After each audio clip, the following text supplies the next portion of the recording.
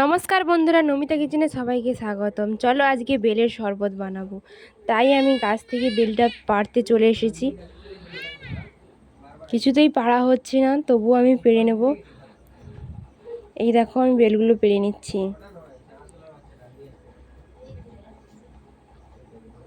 বেলটা আমার পাড়া হয়ে গেছে, আমি একে ফাটিয়ে নেব। বেলটা আমার ফাটা হয়ে গেছে, এটাকে আমি চামচ দিয়ে তুলে বের করে নেব। এই দেখো, আমি সবগুলো এইভাবে তুলে বের করে নিচ্ছি।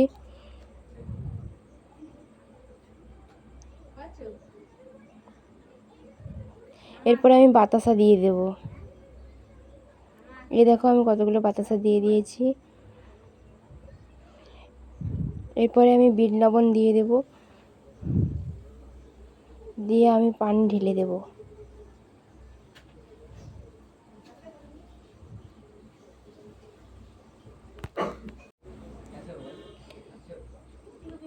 দিয়ে আমি বরফ দিয়ে দেব, ঠান্ডা বরফ। এই দেখো, বরফ চালাটা কীরকম হয়ে গেছে, আমি দিয়ে দিয়েছি। এরপর আমি বেলগুলো ভালো করে হাত দিয়ে আমি মাখিয়ে নেব। মাখাতে থাকবো, মাখাতে মাখাতে মোটাও হয়ে গেছে।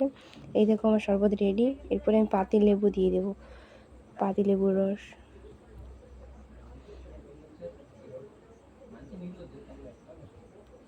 এই দেখো, আমার বেলের শরবত রেডি। বন্ধুরা, ভিডিওটি ভালো লাগলে লাইক, কমেন্ট, শেয়ার এবং সামনে বেল আইকনটা অল করে দেবেন। এই দেখো, বেলের শরবতটা কত সুন্দর লেগেছে, খেতেও হেভি।